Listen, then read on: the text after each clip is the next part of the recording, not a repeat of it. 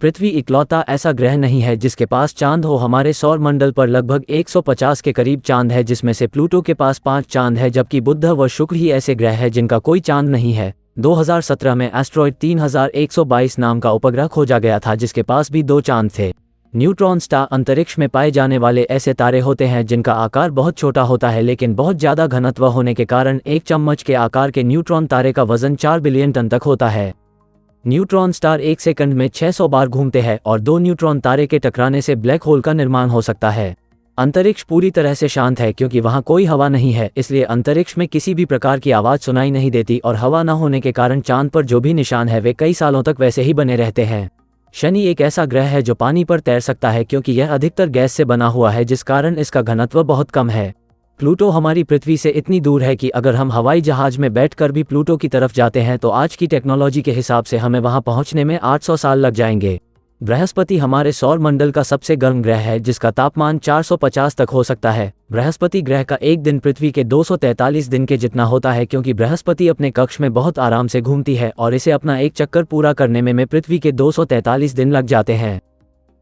पृथ्वी के भूकंप की तरह ही चांद पर भी कंपन होती है जिसे मूनक्वेक कहा जाता है और चांद में कोई हवा न होने के कारण इसके दाग लंबे समय तक चांद पर रह जाते हैं।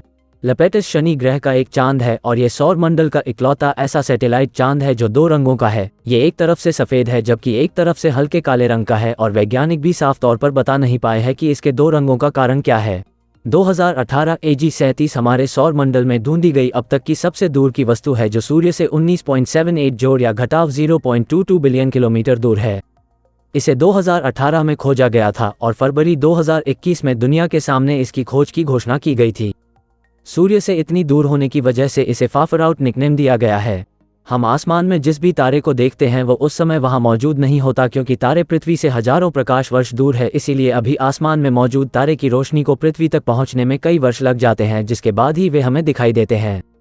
इसी प्रकार अगर 200 मिलियन प्रकाश वर्ष दूर कोई एलियन हमारी पृथ्वी को बहुत ही आधुनिक टेलीस्कोप से देख रहा हो तो भी 200 मिलियन प्रकाश वर्ष की दूरी के कारण उन्हें पृथ्वी पर जुरासिक काल के डायनासोर दिखाई दे रहे होंगे। वैज्ञानिकों ने 55 कैंचडी ए नाम का ऐसा द्वितारा खोजा था जो हीरो से भरा हुआ है। ये हमारी पृथ्वी से 41 प्रकाश वर्ष दूर है और आकार में पृथ्वी से 2 गुनी है। ये द्वितारा कार्बन से बना है और कार्बन से बने अपने तारे के चक्कर काटते रहता है। इस द्वितारे का तापमान 1300 डिग्री से 1400 डिग्री सेल्सियस के बीच रहता है और इतना ज़्यादा तापमान होने के कारण इसकी सतह पर मौजूद कार्बन हीरे में बदलता रहता है।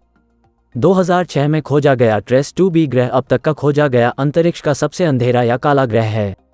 ये हमारी पृथ्वी से 750 प्रकाश वर्ष दूर है और अपने ऊपर पड़ने वाली 1% से भी कम रोशनी को प्रतिबिंब करता है।